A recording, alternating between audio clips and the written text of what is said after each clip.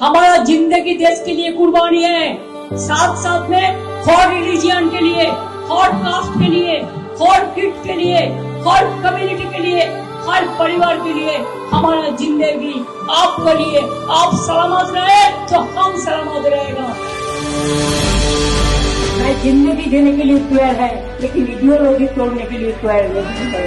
आपको मालूम है, मैं इस बात में पाएंगे कि मुद्दा लाख बुरा चाहे तो क्या होता है, वही होता है कि मंदिर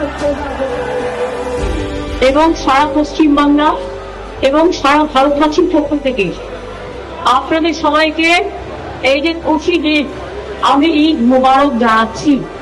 আপনারা সকলে ভালো থাকুন, সুস্থ থাকুন, সুন্দর থাকুন, একতা দিয়ে থাকুন, সম্প্রীতি দিয়ে থাকুন।